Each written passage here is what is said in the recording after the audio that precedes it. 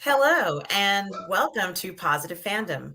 I'm your host, Mmmm, and Catherine Cooke is joining us today to go over Chapter 12, The Siege, from Season 2 of The Mandalorian. How are you today, Catherine? All right. Good. Thank you for joining us again. Of course, we're talking about Season 2 of The Mandalorian leading up to this week's premiere of the Book of Boba Fett. I'm really excited. And this particular episode where we start off with Mando, he kind of knows where he's going to be taking the child this time.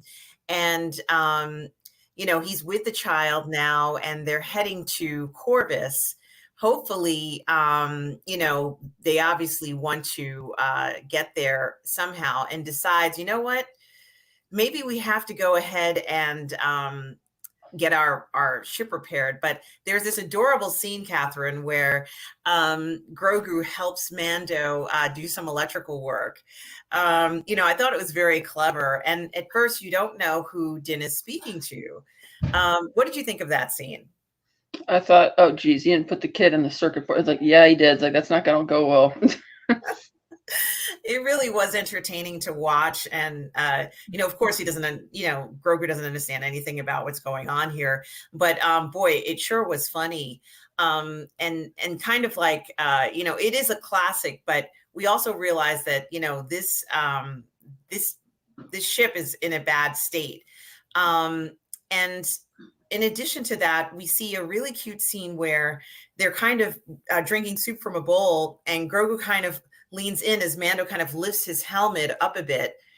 And I think it's so funny because we've seen, obviously in season 1, we know what Mando looks like under the helmet, but Grogu doesn't. And he's still incredibly curious as to seeing what he looks like. So they head to Navarro. And it seems like the right thing to do, especially since the ship is in such bad shape. And when he arrives there, things are very different on Navarro, aren't they? Yeah, Grief Karga and having Meg Carr doing the sheriff and everything, they really turned everything around. It's not, you could tell even with the lighting, it's like, notice how in the first season it's always like bad weather on Navarro, and now it's like, oh, bright and sunny to make it seem better. And you even see this big memorial statue to IG-11 in the town square. Yeah, it's wonderful. Things are really changing for Navarro. You mentioned the statue, which is fantastic. I mean, I would love to see something like that. And did you also notice that they have, and I don't know whether it was there before, Catherine, but they have like a archway. Yeah, kind of. And I wondered if that had said probably like Incorporated Town of Navarro, or something like that. Welcome to Navarro or something. How they turned the old cantina into a school. Yeah, they really did. I mean, Kara seems to have laid down the law in this town, and things are looking up. We see that she has kind of taken over the position that Grief had offered her from season 1, and that was to kind of like, help him keep the town clean. And she's actually going into the former enclave, because we can see it has like the mythosaur skull that was sort of on the wall, and she kind of cleans that up. And, I think it's really interesting that, she has taken that role, but it gives her something to do and she's good at it. And so, for them to go into what used to be, was it a saloon, Catherine? It was a saloon, right? Well, that was the main cantina from the first season. Yeah. And now it's completely transformed into a school. And, honestly, I loved seeing that, protocol droid, of course, she looks just like C-3PO. I don't know the name of the droid, but teaching school to the kids was just really fantastic. And as far as I'm concerned, that is how I could envision a classroom of the future, children being taught by these droids.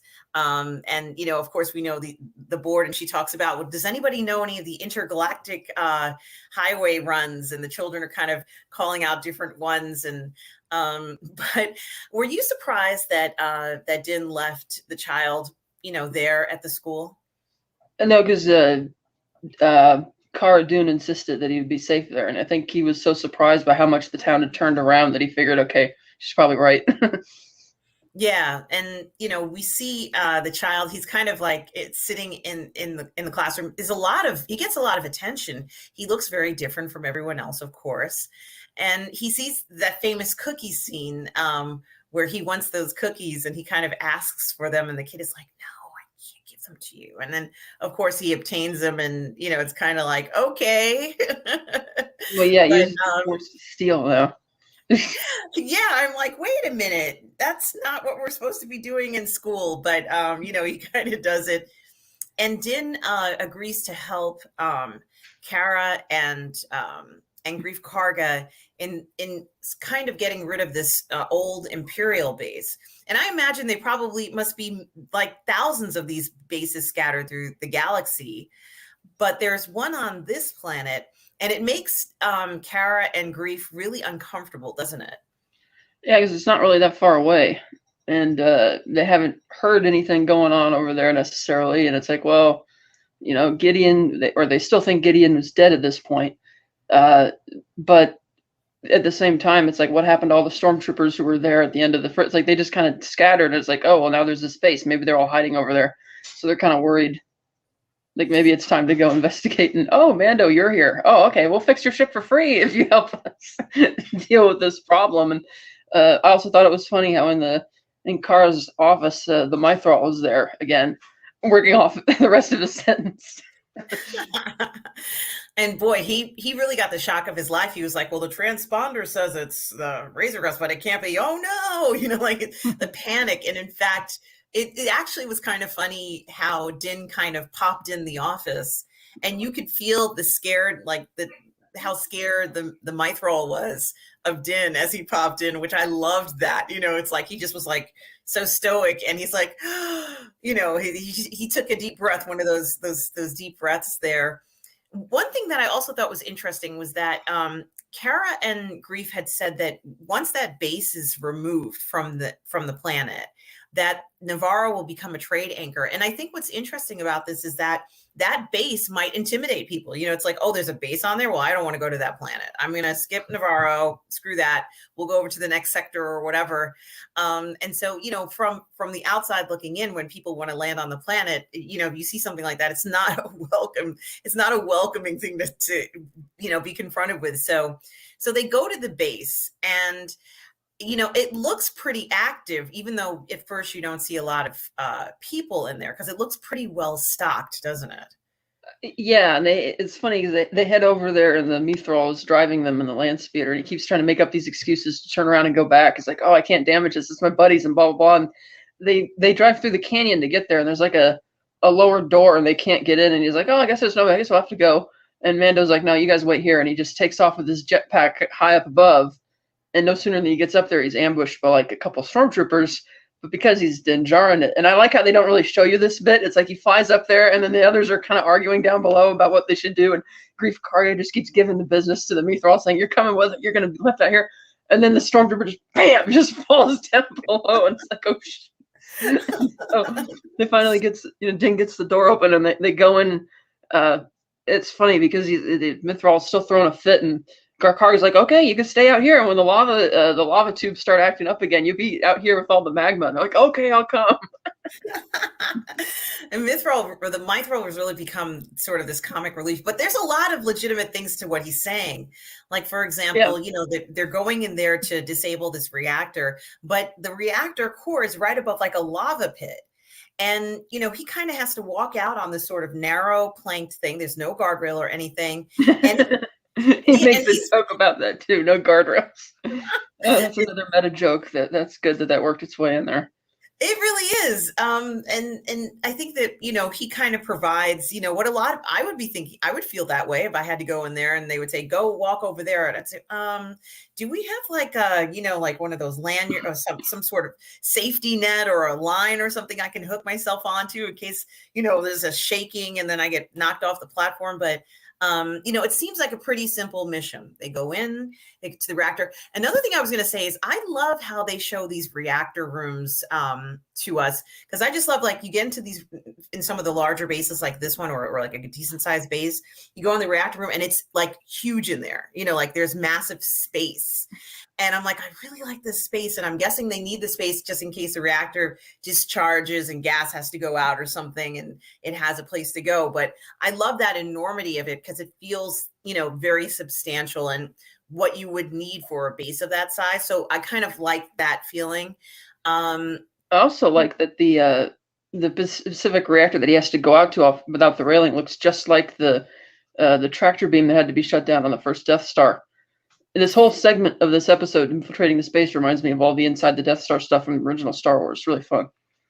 It is really fun, and it's great to have that Easter egg, that reference back to to the films, and it's very funny because as we stated, the Mythrol is somewhat reluctant to do anything, but he has some skills, like he has the ability to go ahead and do this stuff. And, so he kind of proves himself a little bit, of course he had some creative accounting issues earlier on in his life, but, he seems to kind of be redeeming himself and kind of tagging along and following the mission of what they're doing. And, as they navigate the hallways there inside of this space station, inside of this base, Kara notices, and I'm sure Din notices too, that this is not a military operating base, but they suspect, as they kind of come up on two people who look like they're scientists, that this is actually a lab, right? Yeah, they're moving through the hallway and they come around a corner and see specifically these scientists who are struggling, like really quickly trying to delete stuff, and they shoot them and they catch up there. And that's where, if you listen carefully, you can hear Snoke's theme music play. And they get in there and they're looking at the controls, trying to figure out what it is. And the Mythrol is kind of looking at it, and he says, guys, there's a message here sent to Gideon like a few days ago. I'm like, oh, he's dead. You're wrong. He's like, no, I don't think I am. And he plays the message, and it's the scientist from the first season. I can't believe his name's Dr. Pershing. Mm-hmm. And he's talking about how he wants to just get a little bit more blood samples for the child. Oh, it's amazing. And you see inside, and then the Mythrol presses another button, and it opens these like big, like these vat tubes behind the wall, and you see these different like strand casts in there. And it's clear now what Gideon has been trying to do with the child. It's like it's the first steps of the Snoke program, basically. And so that was kind of interesting, and the shock that they have that Gideon's still alive, and it's like, well, that's what happens when you don't investigate the crash sites. Yeah, it's a hell of a way to find out, and furthermore, they do actually see like these, what looks like humanoid creatures inside of these tanks. And they're kind of immobile, so like they're not. It doesn't seem like they're alive, or in stasis or whatever way they hold whatever these things are. It looks like some very bad experiment too. It doesn't look like it's normal. Yeah, it kind of looked to me like they were failed experiments that they're trying to get there, but they're not quite there yet. And as we know from the sequel trilogy, they're not going to get there for a long time. Yeah. And then, like there are some other things, like, of course, we all know what the M count is. But then we specifically hear them say the child. And of course, as you already mentioned, Moff Gideon. And, now finally we found out, a lot of information just in a 30-second reel. And I think that, I don't think that I don't think that they're thinking, well, I'm trying to phrase this correctly. I don't think they're shocked, but I think that they realize that things are still progressing and they're still looking for, this is who's looking for the child. So, at this point, they're kind of like, oh, okay, they need him for experiments. They're going to continue these experiments. I mean, after all, Din saw him on a table where they were scanning the child. We saw this already. So there wasn't a surprise for that, but I think that they might have been surprised that there was such a big laboratory on the planet that the child probably would have ended up in, right, Catherine? Yeah, and they don't seem to understand what the purpose of this experiment is in terms of what the end game is, but Mando obviously has still been very protective of the child through even the beginning of this season, and the fact that he was ambushed again in Chapter 9 tells him that, oh, okay, this child is still valuable to people, even though he thought Gideon was out of the picture. So now that he sees that this project is here, it's like, oh, geez, because there wasn't too much information on those computers. Scientists deleted quite a lot of what probably would have been valuable information to let them know all the who, what, when, wheres of this scenario. But before they can really jump to any more conclusions, it seems like they're cornered in a trap. They really are, and of course, like on the this doesn't actually have anything to do with the story, but when this particular episode originally came out, there was that famous scene in the hallway where I guess there was like a staffer, or some sort of assistant to the production who managed to make it into the actual episode, and there was kind of like a lot of it was actually a bit of hilarity surrounding it. No one was upset by it. It was just very funny, and I remember seeing people talk about action figures, and the action figure was just like half of a person, sticking out of the side, and all sorts of kind of fun stuff. And you mentioned something about somebody wanting to show up as dressed as this. Oh, I'm betting that somebody's gonna cosplay as that at Celebration, half like a wall, and then just them in like their PA suit.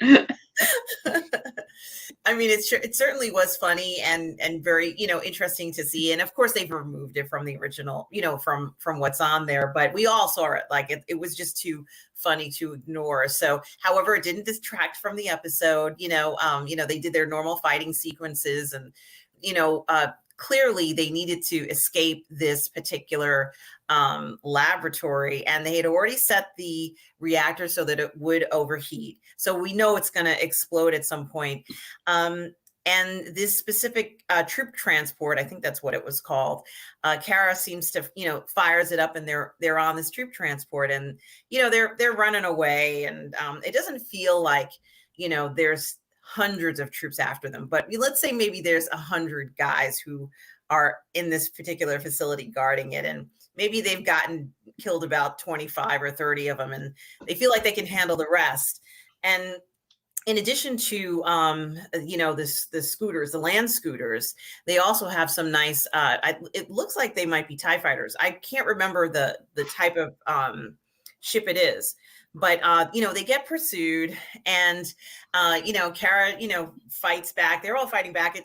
They work well together as a team, and they make it to the edge of the I guess lava flat where it ends, and they're right near the town, and Din has already retrieved Grogu, and his ship has been repaired. Boy, they do these repairs fast.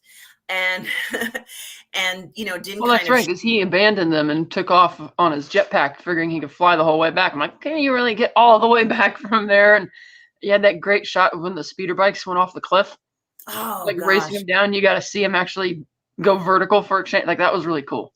It felt like you were watching motorcycles in like one of those motorcycle rallies, as they left zooming off and then plunged down, and it was just like, oh gosh, this is so awesome. And some of them lost control. Like, it was just really very carefree. It felt it almost didn't feel like a pursuit. It kind of felt like a race. Yeah. And so they did that scene really nicely, and we got to see sort of this casual nature about it. And so when they got away, of course, Mandro helps them at the last minute to kind of blow out those fighters out of the air. I think it's very interesting that as he blasts out these fighters, he says, we got to run. Like, we have things to do. We can't stick around. And so Mando and the child take off, and we see a really cool scene. One of the pilots from the New Republic is there on Navarro, and he's speaking to Greef Karga. And, of course, Greef Karga is kind of, just hanging out there, sitting down. And he says, yeah, we want to talk to you about the incident that happened with the Razor Crest. And he's like, Razor Crest? I don't remember seeing any Razor Crest. Like, everything is like he denies it. And it's really cool. But I think that this Republic pilot or commander, I don't even know what his title is in the story, is really great, because he knows it's Razor Crest because they intercepted the Razor Crest before. So, they have been following the Razor Crest. They want to know what Din is up to. And of course, at the same time, the Mythrol keeps very quiet. He's quiet, and he wants to recruit Kara as sort of a person in the Republic, like A ranger. yeah. And Kara's like, well, I lost everyone. And he's like, we need people like you. And I think that was also very interesting because they actually do need people like Kara. Like they wouldn't be able to survive without, these sort of very skilled people, working on their side. So, he kind of leaves it there for her to think about. And it's a really nice touch at the end of the episode where they kind of come there and they want to find out why there was this enormous explosion and what was on this base and what was going on. But, Grief and Kara keep very stum about it.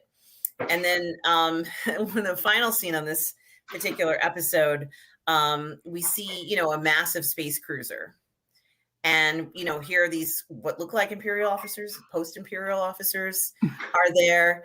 And we see a hologram that tells her that a device has been planted on the Razor Crest. But it doesn't tell her in those exact words, but it says a device has been planted. And she reports to Moff Gideon, who's looking over these dark troopers, and she verbally tells him, yes, the Razor Crest has been tagged with this.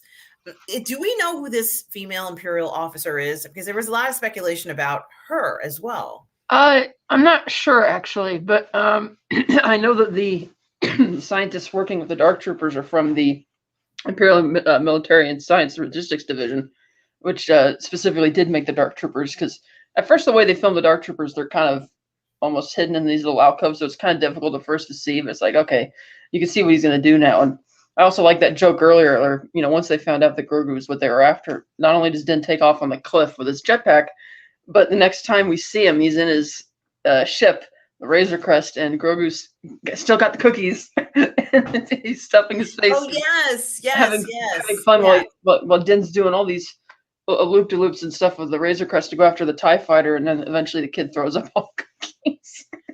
It is such a great scene, and he for one of the first times we see Grogu kind of strapped in with like a seatbelt. And I'm like, gee, I wonder why he has a seatbelt on, because we don't really see him very much with that. And he's got his little arms lifted up and he's like, woo, woo. And, in typical fashion, of course he throws up from this whole thing. But it really is a fun scene for that. And, like I said before, the Razor Crest has really become like their home. Like they'll travel from place to place, but then when they, just want to chill out and relax, it's on the Razor Crest.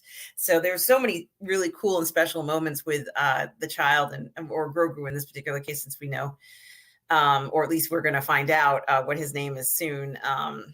But for a long time, not knowing his name and calling him the child or Baby Yoda was the norm. And so for the next I'm sorry, go ahead. I was also interested that even though it makes sense why you wanted to go here to get more efficient repairs to the Razor Crest, I was convinced that he was going to try and recruit Kara to come with him to Corvus. Because, there's a Jedi there. He's not really sure if he should trust this person because he still has his prejudices of the idea that, the Jedi wiped us out. So I was kind of surprised that he didn't ask any of them to, come with him. Yeah, it is surprising that he's still kind of like on this solo mission with Grogu. Or if he couldn't get Kara to come along with him, or had maybe a closer alliance with at least one other Mandalorian in the Enclave that he could call on and say, hey, Heavy Mando, I know we've had our differences in the past, but I really need you to come along on this mission with me, and go from there. But you're right. It did seem like he was going to try and ask for her to maybe come along on this one, but he hasn't had the best luck in recruiting sort of like permanent people on his ship. I have a feeling that he's offered to offer other people. He did offer her the first time he met her, and she said no. And as well as Kuil said no as well. And so, maybe it's just people are fed up with life on the ship, doing missions, and they really just want to have, settle down. Yeah, you say it's one job, but then this is going to happen, and then this is going to happen. Mm-hmm. And it feels, even though what we're watching doesn't indicate this, it does feel like there's been some kind of detente here where after the empire's fallen, everybody's like, okay, things are going to settle down. They're going to wind down, and, things are going to get back to normal, and we don't have to worry about, leaving our homes for years and years or months and months anymore. And what I think is interesting about that is, when we watched The Bad Batch, or if you watched it, for those of us who watched The Bad Batch, it seemed like they were away a lot. And there was like this kind of focus on the fact that they were away for months, and we haven't been back to the planet for, in 2 months or 90 days or whatever it was, 90 cycles. Seemed like, they kind of felt like they didn't have a place where they belonged, even though they were from Camino, technically speaking. It felt very awkward for them. And so the idea of not having to have to travel so much might be something that's very appealing to a lot of people right now, finding a base, a home base where you belong. And obviously Kara is doing very well there, isn't she? Yeah. So I can understand why she wouldn't want to disrupt that. And so, yeah, Din goes off, and now we know that there's some sort of beacon or transponder on the Razor Crest. So, I guess this was inevitable to happen. They knew that he had friends there. Someone was bought out or blackmailed or whatever. And, something that I think that's another thing. That's why, you always, once we found out that Gideon was still alive, it's like the light bulb goes off. It's like, and he didn't come back to crush Navarro or stop destroy the town, because he knew that these people who were there were Mando's friends. So it's like only a matter of time. He's going to come back.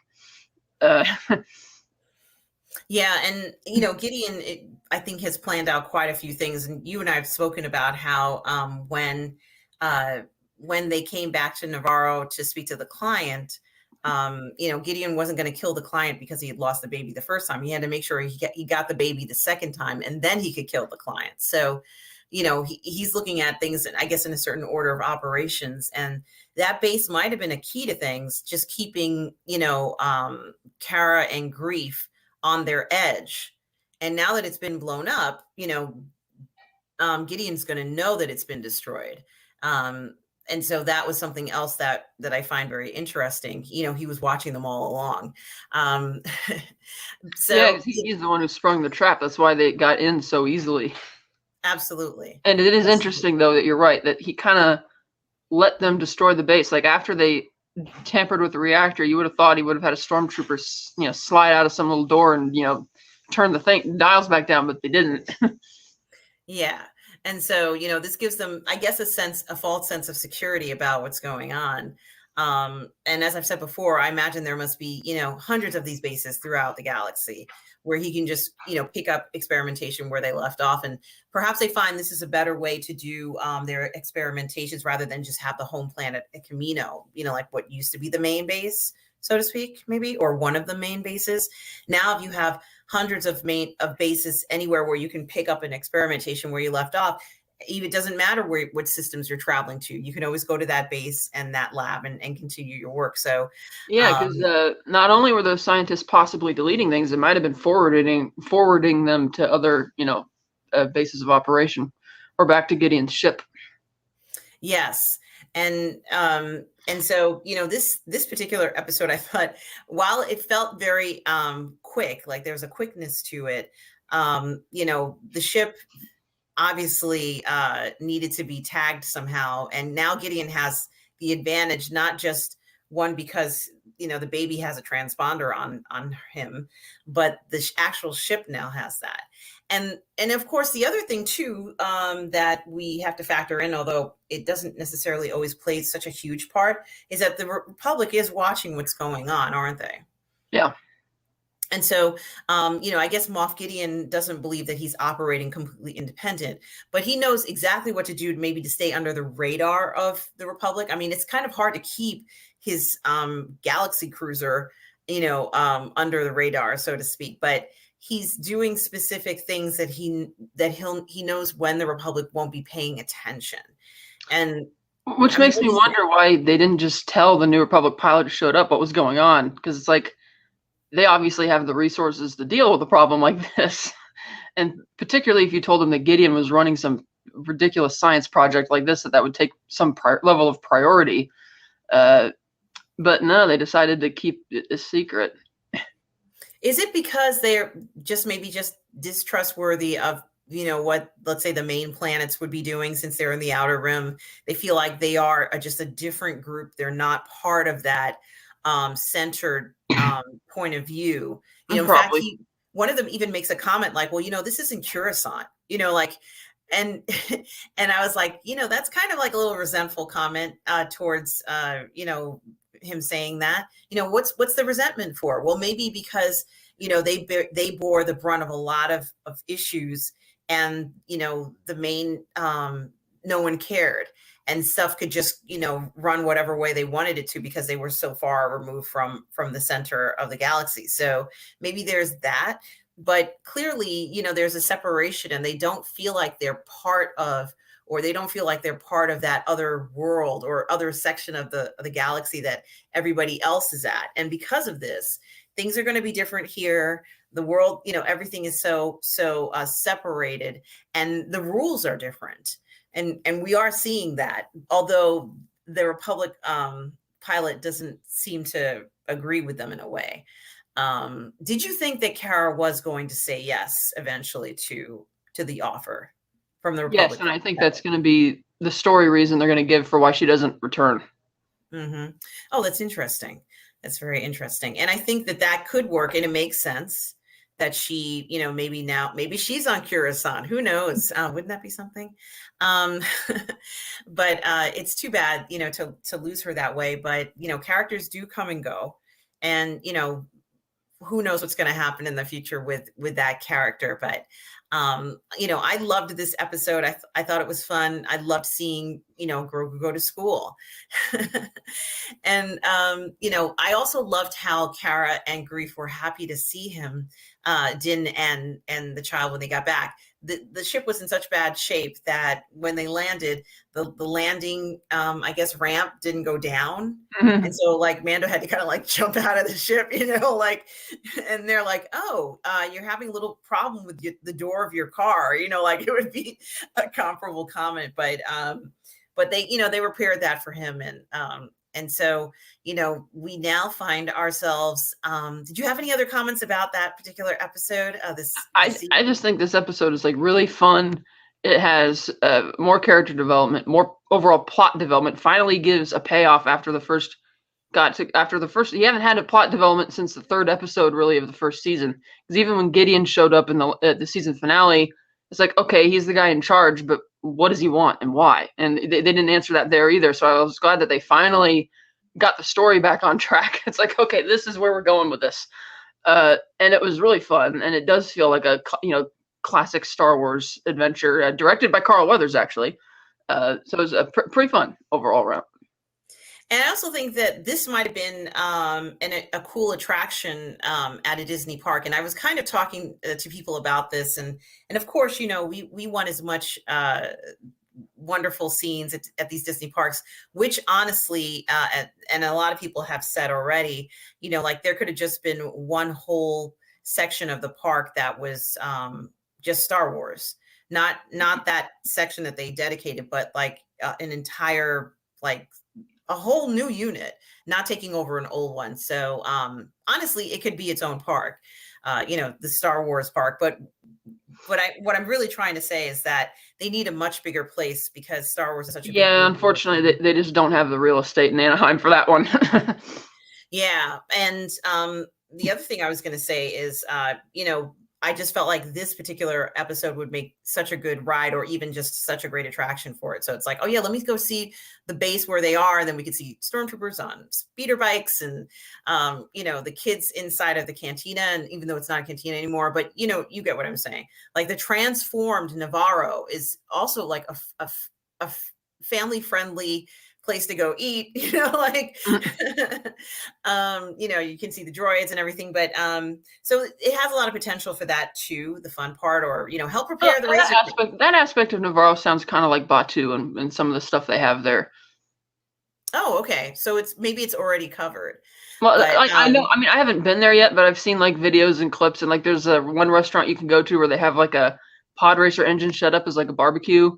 and they have like a big droid there who's like animatronics as if he's the one cooking the food and stuff like that. And you go into Doc Ondor's and you see like the Doc Ondor's like the other character behind the counter who's selling you stuff. And so, they got little fun stuff like that there. I mean, so that'd be really cool to see someday. Yeah, no, I agree with you. It's definitely on the, the bucket list for But what I sure. think would be a really great attraction would be like a speeder bike ride. Because that Yes. is something I feel that if you had that would work as a motion simulator, not if it was like a giant thing with a bunch of people in it, but you get on one little bike in these small little rooms and just go like flying through it or all that kind of stuff. That would be, I think, really cool. Because who doesn't I want to agree ride a with speeder you. bike? I agree with you. I think that would be fantastic, and a lot of people would love this. And so definitely potential for so many fun things to do. You know, at the parks, or even who knows, maybe we'll see some of this stuff in a video game. I was kind of hoping that by now we would see some sort of video game that features more of what goes on here. But if they did it, I would like buy it immediately and start playing it. But it's something to think about. And I loved this episode as well. I think it showed a lot of potential for what Navarro could be, and is a very hopeful episode of what, let's say the Outer Rim could be for so many people who are desirous of having law and order now. So I also thought that was really good too. One other thing I was going to say is that in season 1, when we had the episode where they go to Sorgan and there's sort of like the ATST that's there, apparently there, although it was obvious that there would be Imperial things left around, obviously it's much more pervasive than I had imagined personally. There's so many more things that are still left around and maybe even active. And people have talked about how, there was Order 66, but there were other orders in case, things didn't work out, like other commands that were put in place. And, it's possible that some of these fall into those categories, but as long as they keep eliminating whatever remnants are there, I'm happy with it. So I'm glad they blew up that base, but there's probably hundreds more to go throughout the galaxy to kind of wipe out everything. And so shall we continue with chapter 13, Catherine? Yeah.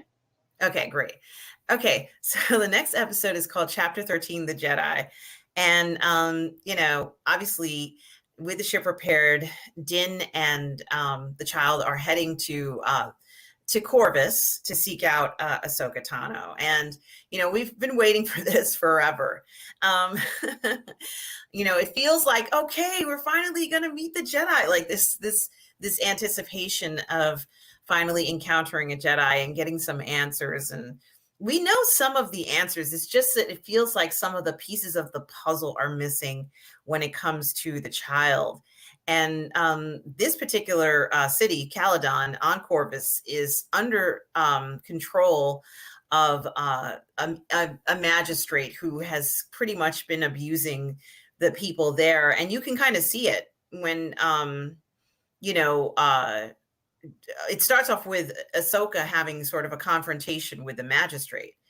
And, she's brilliant as ever and moves so fast in some scenes that you can't see her move. You can just see her lightsaber. She kind of looks almost like a firefly zooming through, because the thing about this planet, which I find really stands out, is just the design of it. It's like a bog or something. It's like really brown, like a brown haze everywhere. There's like no greenery anywhere, not even really shrubbery, just dead trees and a lot of fog.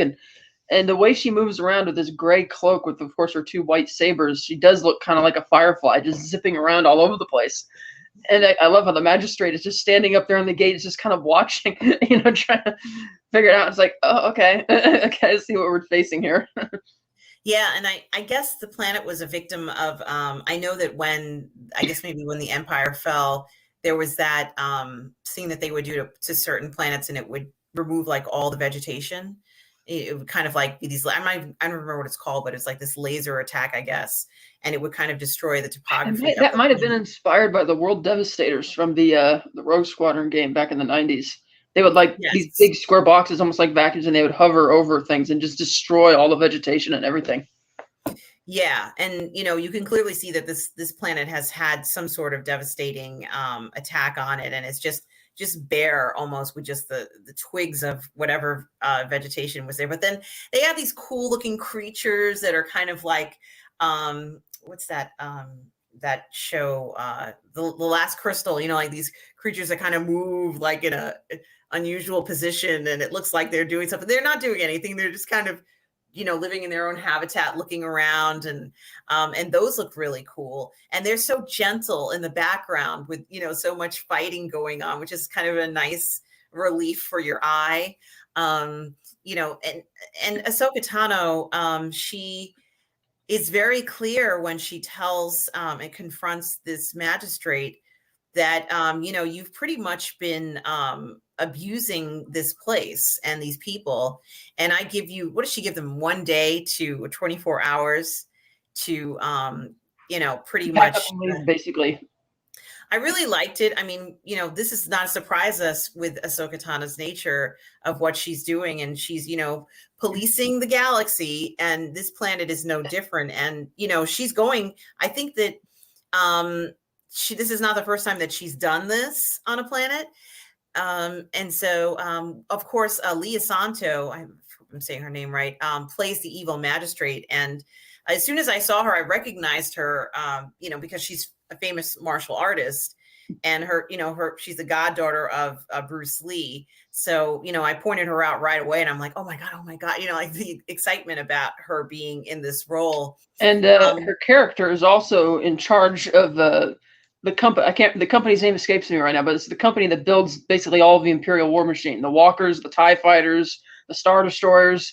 So she was a big deal back in the Empire's day, and is arguably pretty filthy rich, which is why I was surprised to find her living in this very, like, driven to this very rundown type of dark planet. I'm like, why are you not living in some grand palace in some luxury tropical world or something, you know?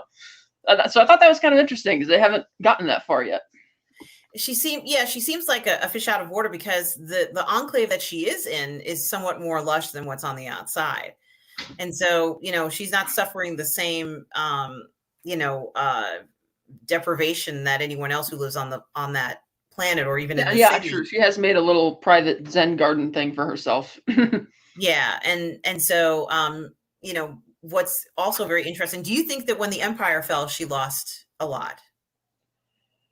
I would imagine she lost a lot of the power when it was being disassembled, but again, I would assume she would have had to have finances hidden somewhere to go live a more than comfortable life. So that's why I was kind of surprised, because they don't really get into this episode like why she's here. It's like, we'll find out why Ahsoka's here and what Ahsoka wants, but it's like, why are you here? And admittedly, some of that requires more knowledge of the Star Wars lore to know how big of a deal she is.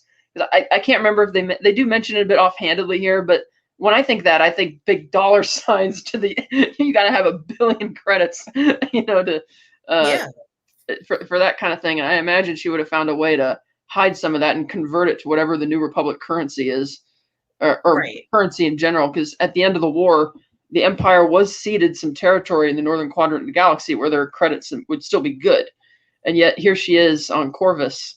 I thought that was a good mystery that they kind of set up here. She is on Corvus, and there's also a very famous actor who we know from a lot of 80s films. Michael Biehn sort of plays her man-at-arms, I guess you want to call it. I was so happy to see him in this role. I was like, yes. It was so good. And I was like, oh my God, just even seeing I don't know if he realizes how popular he is, you know, with all of us, but that was an excellent casting choice, and definitely, you know, kind of sweetened the deal for the episode. And, you know, you make a good point about the setting of this planet. Even it does have a very sort of somber, dark tone to it. And so as a backdrop, you know, it feels almost as if, you know, this planet has been stripped of everything. There's nothing of any value other than the people who might be living there. And so that's something else that I'm kind of curious about, is for a planet that looks so barren, you know, what is her reason for wanting to be there at all? You know, why that? She might be hiding from somebody. I mean, I'm really kind of, it's a bit of a mystery, but I also love how her man-at-arms is just very chillaxed. He's just kind of, apathetic man, yeah, kind of whatever kind of guy. Yep, he's like, all right, we'll get it done when it gets done. And so she has this 24 hours Ahsoka has given her to say, hey, you have a day to decide, and that's how it's going to be. And so, of course, this is what Din and the child sort of land into on Corvus. And we do see the child, Din calling kind of like with the child, and they land, and the child sees the shift knob now in the ship, and the child decides to use the Force to get the shift knob. And I thought that was kind of cool. But eventually Din takes the knob from him, and he heads into town with the child, sort of like in the carrier, his like hip carrier. And the child is like, when he sees somebody he doesn't like, he kind of crouches back down in there. So once Din gets to sort of like the entrance of this of the city of Caladan, we see these horrible torture devices. It looks like something from the medieval times, but maybe it was inspired by it. But it's like these rings where people are standing up, and when they get tired and they hit it, as they lean on it, it tortures them. And I'm like, that is incredibly cruel, but it's meant as a reminder to keep the people in check. And the magistrate invites Din into her inner sanctum, where it's lush and beautiful. And she offers him something very special if he agrees to kill this pesky Ahsoka Tano, who's been, causing all sorts of problems for her on the planet. Yes, she's got 100% pure Beskar spear. And it's like, I'm looking at this thing, I'm like, oh my God, this thing is like huge. And of course, she's under the delusion that, he'll just take the money this time. Whereas, as we know, Din Djarin's changed a bit from when he took the Beskar from the client, like it was no big deal, and I'll do this job for you. Now he's looking at her and seeing that as, so you killed a bunch of them too, most likely, because he knows who she is. Because when she introduced herself, he's like, oh, okay. And he's like, and he kind of, he plays it cool and kind of BS's her. It's like, oh, okay, yeah, I'll do this, because he knows it's probably not a smart idea to say no.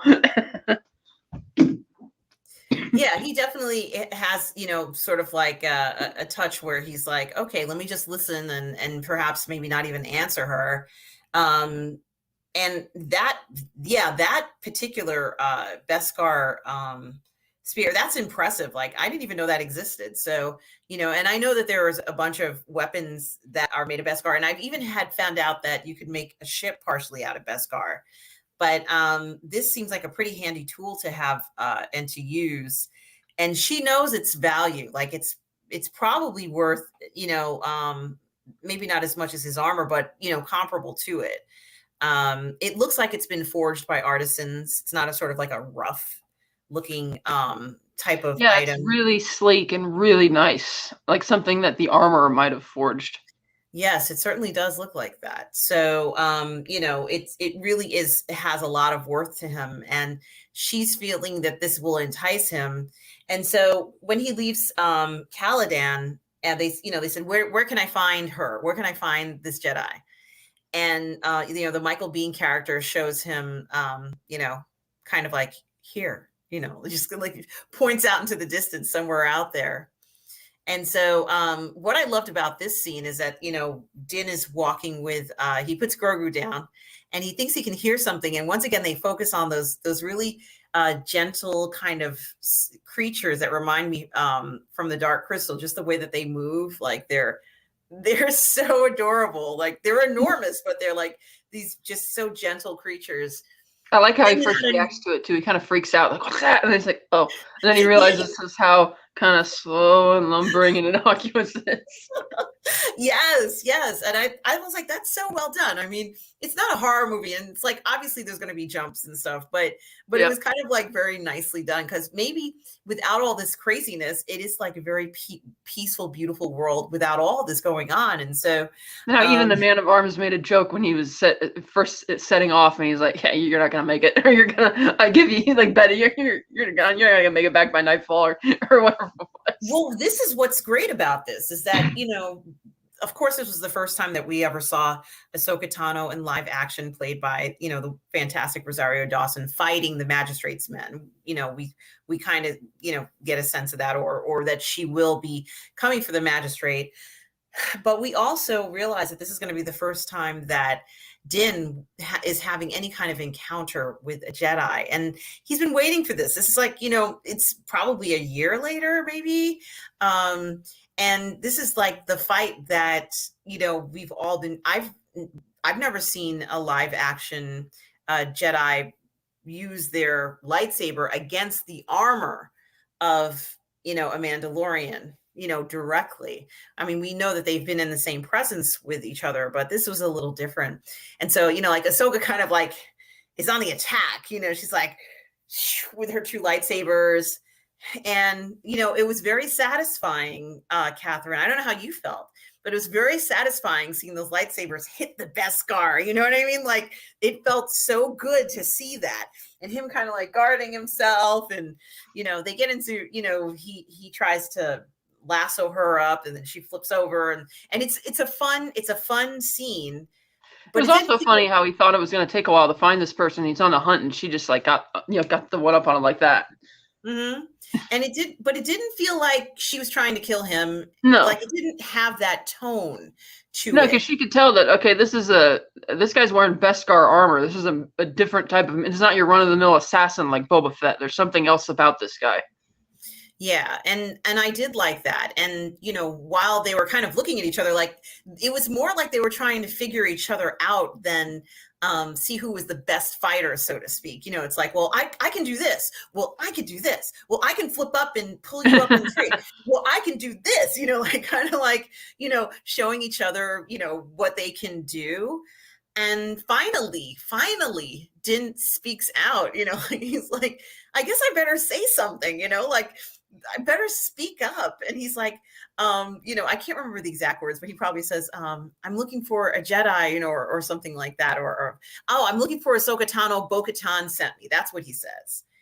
Yeah. And, that gets her attention. And she was like, okay, Bo-Katan sent you. He is a Mandalorian, clearly. And he was like, I came to speak to you. And of course, as she's with him, and their guard is kind of stopped. Like, this is, neither of them are going to kill each other at this point. That's when she brings her attention to the child. And of course, like, that was so satisfying, Catherine. It was like, oh, yes, you found him. This is it. Like, I was like, we finally done it. It felt like, and so, she goes to talk to, the child. And boy, Catherine, if I could have one wish, I would really like to know what she was saying to Grogu and what Grogu was saying to her. The fact that she was able to have a full conversation with him and all that, and that Grogu's never attempted to try and communicate with Din in a reasonable way, couldn't write anything down, but he could have a whole conversation. That was really funny. It's like, oh yeah, I'm gonna keep playing the little kid in front of you. I'm gonna tell her everything. Yeah, and this is what I really loved about this, was that, we learned a lot, but we did learn very specifically that Grogu had to hide his powers in order to save himself. And he has to pretend like he's a little cute baby. Like, he has to pretend this. He's got to put on the cuteness, and his little, thing. And I thought, wow, yeah, I guess he could get away with this. But it's like such a different way of looking at things. He can sense situations around him and feel tension.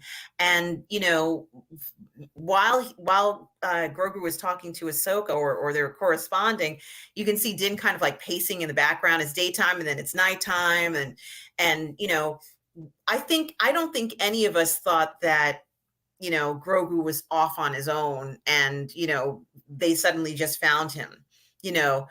Were you surprised to find out that he was in the Jedi Temple? Were you surprised by that at all? Not one way or another, because I was just kind of, they said he was 50 years old, which means he was born the same year Anakin was. And, same species as Yoda. It's like, okay. So it wasn't too surprising that he had been there, but the surprise was that they said that somebody smuggled him out of the temple. But they didn't say who or where exactly he went for how long, or because we still don't know how he ended up at that place out in the desert on Arvala 7 in the first episode. So yeah, I mean, it could have been Ahsoka. You know what I mean? Like, I mean, I'm not saying that she would be as myriad as this, but it could have been, like she could have been him and a group of other people who got out. Well, it wasn't her, but let's just say, it could have been anyone, and it could have been someone that Din has already encountered. I wouldn't put them past it, in this, but they are very secretive as to who took him out. And that's okay. That's okay. Like, I'm fine with that. But for me, my question isn't really who removed him from the temple. My question is, where was he from, let's say, was he always on Arvala 6? You know what I mean? Like, who was paying to take care of him? That's something that because that's the thing. Because in the first episode, I was under the impression that maybe he had already been in possession of the client, and then these bandits had stolen him and were trying to ransom him or something on the neighboring planet. Like, why is he here, and why are they just randomly holding him here? And so I don't know if they'll ever revisit that. Probably not. It'd just be some weird missing part of the story. Well, it seems pretty clear to me, and I'm kind of curious as to what you think. Once the Jedi Temple fell, and was no longer guarded by the Jedi, that there's a lot of information in there. And so, like Grogu's, records would be in there. And someone would say, well, whatever happened to this, this foundling, or whatever you want to call him, Padawan, whatever it is. And perhaps they were looking for him because they knew that he was alive that day, but he's no longer in the temple. And Anakin might have killed all the other ones, but he and maybe a few others were missing. And so since they knew he was missing and that he existed, they were looking for him. I mean, is that feasible at all? Yeah. And so the reason why they were mainly looking for him is because he has such a high M count. Like the Yoda species has such a high M count. So he's a very desirable person to look for. But even with like the video game, Jedi Fallen Order, where the main character, is a Jedi, and he's, obviously he escaped Order 66. And, they're still looking for Jedis, like they're still looking for them. So, that pursuit for Jedis never ended. At least it feels like it never ended for a long time, for 20 years or so. So until they have everything recorded and they know everybody's been taken care of, but also maybe there's some holocrons that can locate Jedi. I mean, in that game, there was like a holocron that could locate Jedi that were out there, or Jedi children. But maybe there's a holocron that can locate Jedis just in general. I mean, this is something very interesting, especially tied up with the next episode, in the sense of, like, how do you find a Jedi, after, so many years? Like, what happens when you do that? And so, or how does a Jedi even go ahead about looking for other Jedi? So, these are kind of questions that I don't have the answer to, but they've had to improvise some things. I did not know Tython existed before the next episode, that they could go there and do something like this. But Ahsoka Tano seemed to know. And so, was it something she learned in the temple? Was it something that she's done herself already? Is there even a point where a Jedi has to go there anyway? Like, you remember for a long time, we had learned that when they make their lightsaber, they have to go to the planet to get the kyber crystal. Was this part of the normal ritual for a Jedi? So these are all sort of like operational questions about, what does it mean to be a Jedi? Well, here's your manual. Here's your book. Welcome. You are now a Jedi, and you are Padawan, and you're going to become, these are the different stages you're going to develop in.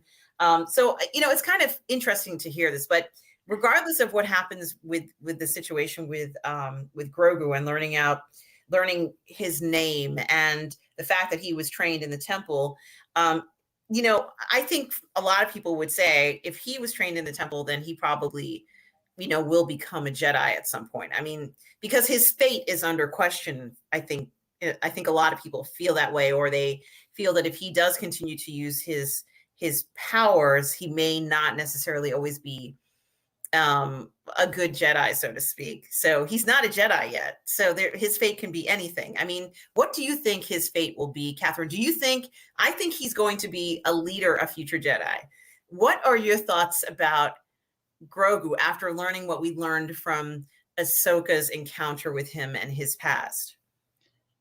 Uh, well, we know there are no Jedi at the time that the sequel trilogy rolls around 24, 30 years later, so he either gets killed at Luke's academy or he just goes off somewhere else just to do, whatever, because it seems that at the end of Rise of Skywalker, Rey's pretty much the only one. Like, Grogu doesn't show up. You don't hear anything about him. You don't hear anything about some other big Jedi movement going on in the galaxy at that time. So it's kind of a mystery still. And I do wonder, some of him is still very much not just playing infant. A lot of him still clearly is an infant. Like, he does little baby thing that he shouldn't be doing when he's flying. Like, like if you were intelligent enough, you would know that when, the guy's flying the Razor Crest, not to be pulling the levers and spinning the ship out of control. Like, he's still a little bit of a baby in that sense. So I don't know when his growth spurt is due, like his intellectual growth spurt, to be able to, really go for it. But I take it he was very much a youngling at the temple.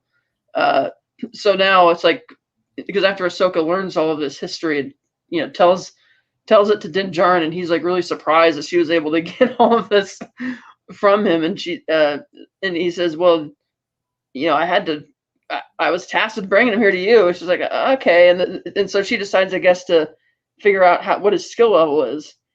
But once again, being the little kid that he is, he's not necessarily the best student either. He's a little stubborn. Yeah, and this is kind of like maybe even an unrealistic expectation for any Jedi, let alone, in a circumstance like where she's on the road, so to speak. If she had an academy like Luke, where he's training Jedi, I could see someone saying, yeah, let me go bring him there, because Luke has decided to take this, and do this on his own volition. But we're talking about a particular Jedi who, where Ahsoka, she's kind of independent, isn't she? Now all of a sudden she has to take on an apprentice, like the idea of this, and not even someone who's ready for the apprentice stage yet. He's not even a Padawan. He's a youngling, right? Sort of. Because once she, because at first they're trying to get him to do the simple levitation spell, like grab the ball, you won't do it. Ahsoka's kind of frustrated, and then Din figures out, oh, I'll get the little gear shift thing that he likes playing with, and then that does work. But she tries a few other things with him, and she's like, yeah, it's probably not a good idea to train this kid, because per his species and his abilities, he's extremely powerful, but he's also seen some stuff. And that's not necessarily something we should really tamper with. And she's essentially echoing what Luke will eventually say about Rey in The Last Jedi. He's like, no, I've gone down this road before with Ben Solo. I'm not going down this road with you. And so she's kind of saying the same thing about Grogu. It's almost like, yeah, let's keep Grogu happy and safe, but we're not going to push him down this road. And Ahsoka, of course, is thinking about what happened to Anakin in that instance, and she doesn't want that to happen to Grogu. Yeah, and she makes that comment about, I can see what can happen to the best of us. And of course, everybody's like, uh-oh, this is an Anakin moment. We definitely don't want that happening. She also mentioned something about attachment. And, this was something else that I find very interesting, because, Grogu hasn't been around Din for very long. Like, they haven't been together that long. No, but long enough for him being still a little bit of a baby to see that Din is very much his friend and protector. So he's attached to him in that way. Mm-hmm. Almost like a child would be to a parent. Yeah, and this is very interesting, too, in the sense that I do like that she established, and she makes it a point of talking about how Grogu is fearful. Of course he's fearful, like he's under a lot of stress. Grogu knows that people are after him. He knows that, which is, very sad in a way. But the second part was when she talked about the attachment and kind of focuses on Grogu. Ahsoka goes so far as to tell Din, you know what? You're like his dad. Like she's trying to explain to him, I don't think Din has ever had a family before. I don't think he has an immediate family. This might be it for Din. Like, this is Din's first experience as a parent. And part of his responsibility as a Mandalorian is you take in foundlings. But, this is the first time that someone other than the armorer who's told him that you are as his father. Now this woman is saying, you're like his dad. You're actually like his father. And I hope that Din understood in his mind, he doesn't understand what that means for a Jedi, but clearly he has to understand what it would mean for any other child. Let's say, a child is going to be attached to you. They're going to want to be with you. They don't want to, stay away from you. And so this very interesting tug of war, and it's somewhat controversial part of being a Jedi, knowing that you're not supposed to have attachments, is very interesting, because now it's kind of like they're not preventing each other from being attached. They're very tight. They're tight, Catherine. They're not like strangers to one another. They're totally bonded. They've totally bonded. And I it was obvious, but Ahsoka kind of like has to get it into Din's mind. She's pretty much telling him, I'm not going to take this child, but he doesn't know that yet. Like, he was like, look, that woman wants to kill you. The magistrate wants to kill you. And when he told Ahsoka that the magistrate wants to pay me to kill you, did you notice Ahsoka's face? She was like, like she Right. was just so like, I've never seen that. She was like, like, just, of course, they want to get rid of Ahsoka, but I think Ahsoka maybe felt that they wouldn't go so far as to hire somebody as skilled as Mando. It was just, the look on her face was priceless when she found that out. And so I think that's when she agreed to work with him. But Din is still under the impression that Ahsoka is going to take the kid, right? He firmly believes this, even though she told him that she couldn't do it. Why is he so convinced that when he finishes this job with Ahsoka, that she will just take the child, even though she said no? Because that's why he told her that the magistrate sent me to kill you. He figures, okay, we'll team up and go after the magistrate. I'll help you out, and then you'll change your mind because you'll feel obligated.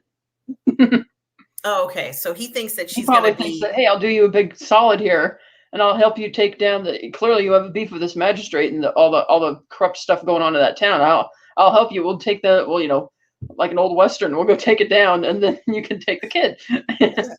And then I'll see you later. Yeah. And obviously, what ensues is like some classic lines about, a Jedi and a Mandalorian work together. Who would have seen it coming, like, and I was like, that's going to be a t-shirt, and of course it was. Like, they had a t-shirt like Mandalorian and Jedi, and I'm thinking, like, to myself, we've seen Mandalorians and Jedis work a lot together, like in the past, of course, especially during the Clone Wars. Like, we saw that a lot. So, I think that we're so accustomed to it, but, I guess it's just not the norm anymore. And so, the comment comes out as very funny, in that regard. So that was kind of cool to see that. And, the magistrate is old enough to have seen that encounter of Jedis and Mandalorians working together. And so we get some, we see this fantastic, scene where, Ahsoka confronts them and says, this Mando didn't make it. He failed. And, she fakes him out so good, and of course, we all knew that we were going to see, well, actually, I didn't know I was going to see this. I didn't know Ahsoka Tano was going to fight Elsbeth. So it was like the lightsaber versus Beskar staff fight. I didn't know that was going to happen, which is fine. Like, I don't, it's okay. But I had no idea that fight was going to happen. And so when I saw it, I really enjoyed it. And, it was great to see Asanto, kind of fighting with the staff, which is it's not easy to fight with one of those. And I think as Rosario Dawson did a great job as Ahsoka Tano. She looks like Ahsoka Tano to me. I felt like that was Ahsoka Tano's personality and character. What did you think about her portrayal of Ahsoka Tano? Great. Fantastic. Yeah. Especially since I really didn't like that character at all in Clone Wars. I thought she was much better in Rebels, and I thought she was fantastic here. Yes. And, I think she's truly come into her own. I can't think of the franchise without her in it. And she plays such an important part in Anakin's life, that, it's just amazing to see her there. We also, and you and I had spoken about this before, but we also got that season 7 of the Clone Wars. And if we don't look at the sisters episodes, the rest of the episodes where she fights Maul, and then we see her kind of like have that interaction with Anakin. It's very satisfying to watch. And so this continuation of seeing her almost in the same year, but now in live action, and I guess maybe 20 or so years later, is also very satisfying. Like, it was like, if you were a Ahsoka Tano fan and this was your favorite character, this was the year for you, because, you know, it was just such an incredible display of the character, and, you know, just so beautifully done. And of course, Din Djarin goes on and fights on, you know, he unfortunately kills the Michael Biehn character, which really broke my heart, You know, because I also didn't buy that the Michael Biehn character would have been that dumb to try that move that he tries. He walks up behind him and he's like, you know, but doing the whole Western type spiel. And I'm like, you really gonna try and pull a gun out of your pocket and shit? Like, you really think that's gonna work? Well, this guy's wearing like full Beskar armor. I was like, no, I didn't think he would have been that dumb. But unfortunately, the writing failed the character at that moment. they could have let him get away somehow, you know, or him still be alive somehow. They didn't have to knock off Michael Biehn in sort of like the showdown, you know. It's like, you know, and I'm like, really? He's going to fight a Mandalorian in like almost 100% best? I'm like, this is not a fair fight, you know? So they could have done something where, you know, maybe a droid came and he was able to escape. And let's just be realistic about it. I don't think that man would have gone into a suicide mission. No, his personality didn't match for that either. It's like he's confident and cocky because, you know, everybody in the town is terrified of everything that's going on. He doesn't really, you know, and another thing also, like when Din Djarin first showed up there and was asking people like who's in charge, and they would get scared and not even want to talk to him. And that's the level of fear they have there, which is, so this guy's not the type of person to lay his life on the line or do something that dumb. So I didn't really buy that. You know. And also he's older, so he's, you know, lived to fight another day in a lot of scenarios. So I just don't think this would have been the one that would have taken him out. He might have lived to fight another day. He seems like a little bit of a, you know, weasel to me, but I don't know. I definitely don't buy that he would have tried to confront men. It's like, no. Yeah, that wouldn't have happened. He would have found an escape shuttle somewhere. I'm out of here or something. Yeah, I'm gone. So yeah, you know, you know, essentially this part is the part that gets me.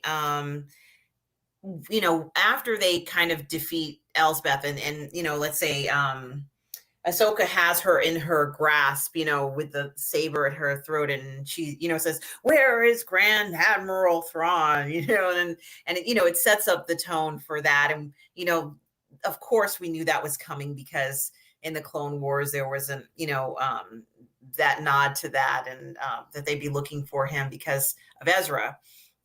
But we also, we also see this situation where she sees Din after the fight is done, and she's like, "Where's the child?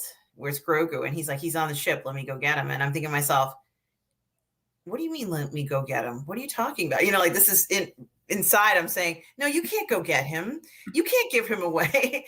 And he goes into the Razor Crest, and there's Grogu just sleeping away, all relaxed and comfortable. I think Grogu knew that she wasn't going to take him.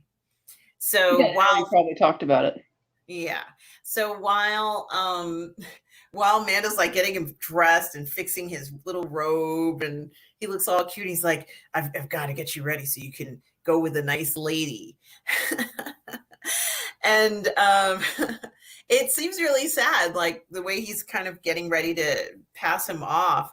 And I'm like, I'm not ready for this. You are not doing this. But I was like, you know what?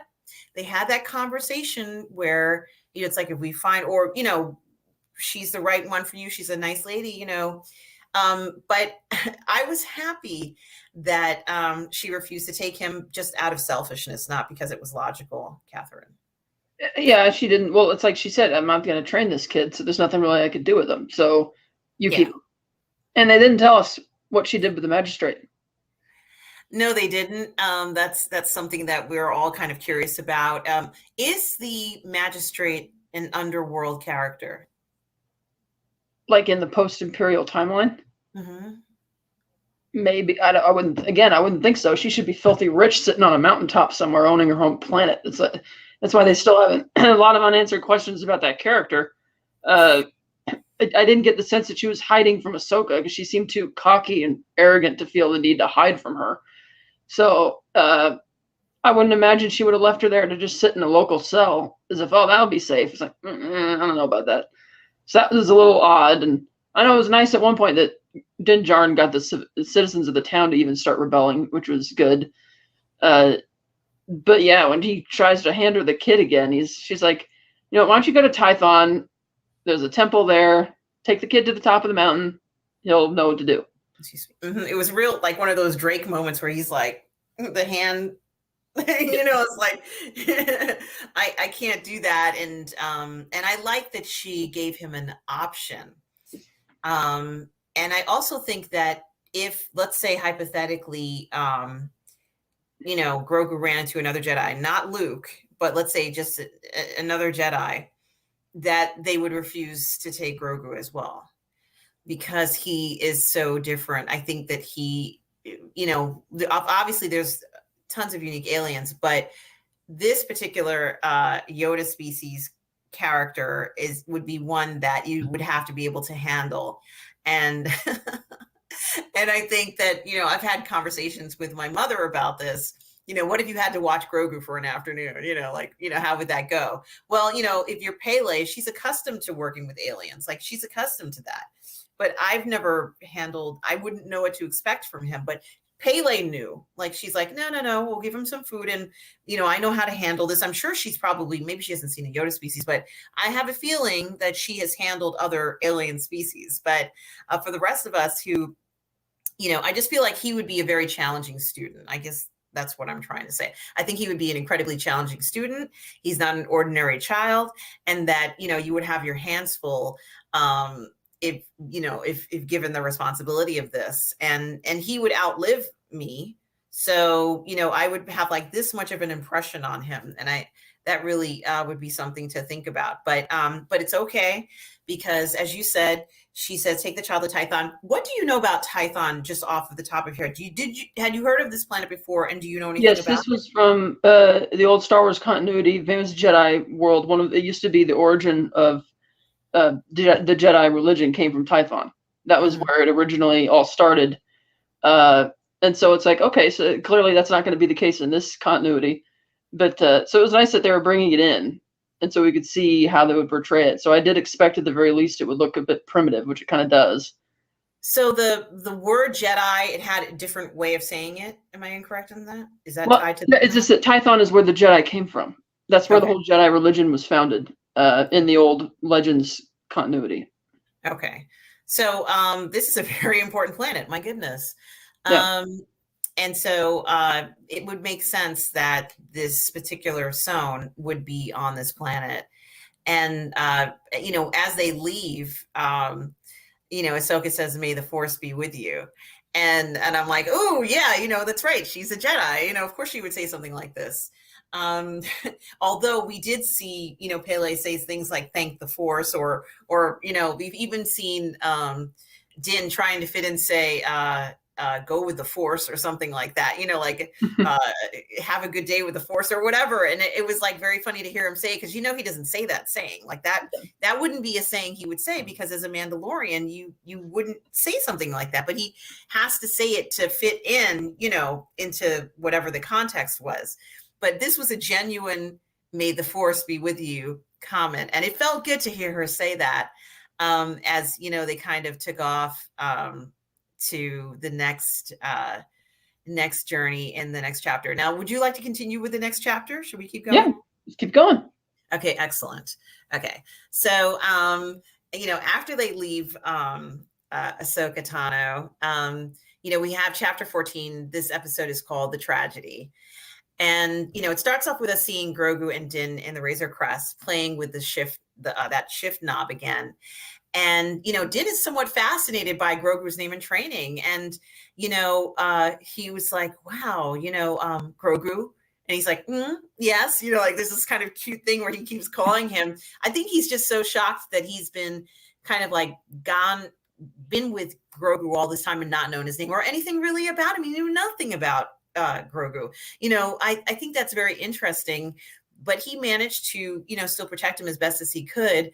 He talks about how he knows he could never train Grogu because he's too powerful. And he tells Grogu really, really clearly, when we find a Jedi for you, you have to go with them. And Grogu's like, uh-huh. And I'm thinking to myself, oh, we have to go through the separation anxiety again. I have to go through this again. Why are you putting me through the separation anxiety? So they get to Tython, and it does look, as you said, Catherine, it does look very ancient site. And it's, like up on this rock, and, obviously the Razor Crest is too big. They see the Seeing Stone, and, no sooner has Grogu and Din, Din places Grogu on the stone, and he looks so adorable. Well, it looks also, not only do you have this kind of semicircle stone, but you have like these, columns around it. It looks like some ancient Greek structure in a way. That's kind of not been used for a long, long time. It really does. I mean, it has that feel of it being sort of like a ruin almost, but an incredibly important ruin. And, clearly there's more to the configuration of the stones, the flag, like the stones that flag around it. Yeah, it's very. I know they filmed this in the mountains behind Malibu, in the park up there, and it's because that's what it looks like. You have all those rocks and the nice desert vegetation, and it's kind of it was difficult for Din Djarin to find the perfect landing spot because it's just like the terrain is very rough, and so he puts the kid up there, and it's like Grogu kind of sits there for a bit and doesn't seem to know what to do. He really does. I mean, he's kind of like looking around, and he's like, where are we now? What is... Do you think that Ahsoka spoke to Grogu about Tython? I wouldn't think so, because she didn't even think to mention Tython to Din until the very end when he tried to give her the kid again. Like you said, when he mentioned, "Oh, I'll go get the kid," she kind of looked at him like what? So I don't think she was going to even mention that, or didn't even, it must have been something that kind of occurred to her. It's like, okay, this might help him find whatever it is because that way Grogu at least could decide who he wants to find in this. That's what the Seeing Stone allows him to do. Yeah, and it's very helpful to have something like this. It's kind of like, I'm not going to say it's the exact same thing, but it almost felt like the Sorting Hat at Hogwarts, where it's like it determines, what house you're going to end up in, perhaps maybe even focus of magic that you're going to decide to use. But, this Seeing Stone is going to change Grogu's life. And, clearly the gravity of what can happen, once he gets on there. And as Ahsoka Tano says, he's going to decide to, if he calls out, if he gets on that stone and calls out to someone, the repercussions of that will mean that someone will come for him. Now, the speculation, Catherine, as to who might come for him, could it have been any Jedi? Whether it's, could it have been a Sith that could come for Grogu? Was that possible that could have happened? They didn't really explain exactly how the Seeing Stone worked. It's like, well, does he have the ability to seek out a specific individual, or is anybody able to see him? So it's kind of like, you're up in the air kind of wondering. Yeah, definitely. And so that was something that I was also concerned about, because I said, gee, what if, a Sith comes for him, or someone, not with well wishes towards him. And so that was something that I was curious about as well. And so no sooner has Din placed Grogu on the stone, and he's the butterflies are coming around, and and Din is like, hey, we've got to get going here. No sooner had things start to, Grogu get comfortable, we see one of the coolest things we've seen in the entire season. We see Slave One flying in for a landing.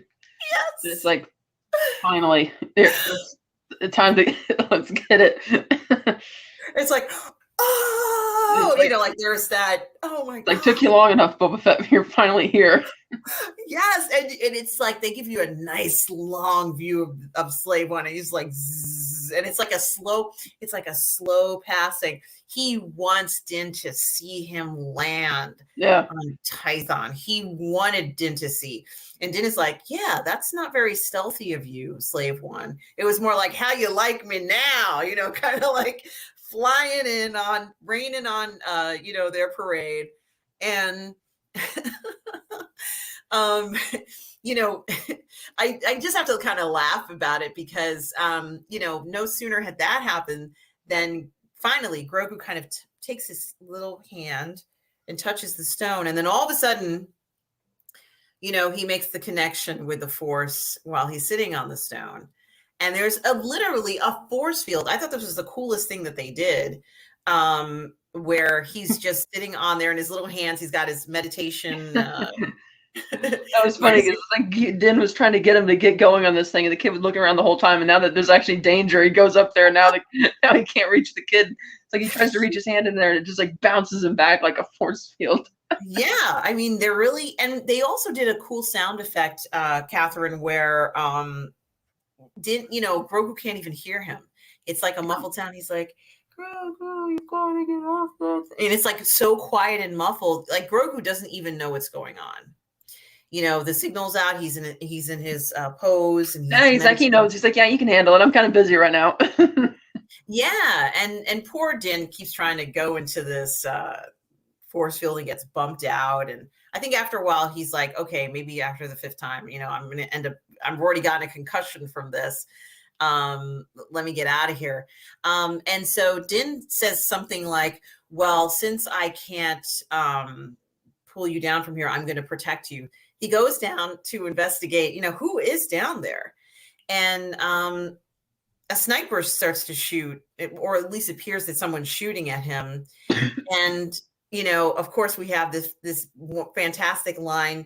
We get to see Boba Fett. He comes out. He's in the black robe. He's got the tool from gaffy stick. That's right, the gaffy stick. And he says, "I've been tracking you, Mando." And Din, just like the pure innocent, Mandalorian that he is. Are you a Jedi, or are you here for the child? And Boba says, "I'm here for the armor." And of course, Din, you have to peel it from my cold, dead hands. And Boba's like, "No, my armor that you have in your ship." He's like, "Are you a Mandalorian?" He's like, "Look, I pledge allegiance to no one. I'm just a simple man trying to make my way through." I'm sure everybody, when he said that, everybody was like, "I'm just a simple man trying to make my way through the universe." Like, we all repeated that line. But eventually, both sides, meaning, Fennec Shand and as she's partnered now with Boba Fett, they kind of like stand down. Everybody stands down. They explain things. But unfortunately, fate kind of steps in, right? Right when things seem to be, they're kind of talking about what's going on, out comes another ship. So it's a stormtrooper transport, right? Yeah, and they're seeing these transports try and fly down, and they're trying to figure out, what's going on. And before we get very far, before they even land, I think this giant laser beam flies out of the sky and just incinerates the Razor Crest. And it's like, yeah, they're not repairing that. Yeah, I mean, and I kind of like laugh about this in a sense, because why do I laugh about this? This is why. We've had a lot of hours with the Razor Crest. Like if we were to look at this from like a film point of view and said, okay, a film is maybe 2.5 hours, and there's so many films and there's only so much screen time. The Razor Crest has gotten a lot of screen time, like more than a lot of other ships, let's say, because of this live action series. And so, like we've gotten to know it. It's become something that we kind of, I love the Razor Crest, and seeing it blown to bits like that, was clearly a shock for me. I did not want to see the Especially since it was around the same time that I think the HasLab Razor Crest was finally going on sale, and people were finally able to get it, or it was a Lego Razor Crest or whatever. And people are like really happy to finally get the collectibles and the toys. They're so happy. And there's been like the running gag throughout the 2 seasons that the ship's always breaking down, and kind of like their little nod to the Falcon type of thing. And then it's just out of the blue, just incinerated. I mean, it's completely, it's gone. Like there's nothing surviving of the crest. And it's interesting that you mentioned the HasLab thing, because as you recall, and I know you already know this, Catherine, but for those who are watching, HasLab also had a Jabba's barge, which was a toy that was never made to the scale that HasLab had done it to. They did a beautiful barge, but that barge, let's say on screen time, Catherine, was what, 20 minutes of the film at the most. Probably, Um, but and arguably it, one of the most iconic bits in that movie, because that's the only time in that film where you really see Luke, going at it, being like superhero with his lightsaber and everything. yes, after he finished his training, like, and we hadn't seen him sort of like as a legitimate Jedi. Now, let's say he's finished his training and he's, finally, and even Han Solo was disbelief that, Luke was a Jedi. Luke isn't a Jedi, like he kind of like was denying I've been out after of it getting, for a little while, and everybody gets delusions of grandeur. yes. And so, of course we see, Luke in top form in this. And so this is what I think is very interesting is that, once a ship has made an impression in our universe, in the Star Wars universe, like it's there to stay. Like if it's something that has a lot of quality to it, and Well, as far as I'm concerned. I think the other thing that might have struck people about this, because to your point about the sail barge only having 20 minutes of screen time, is like that's a movie. Whereas since this is an ongoing series and there have been rumors there are going to be several seasons, to see that the main hero ship is already gone, like a little over halfway through the second season, it's like, really? So that's like makes it an even bigger shock. Whereas if it was just like a one movie called The Mandalorian and it got blown up, maybe, I think they would find it more acceptable. I agree 100%.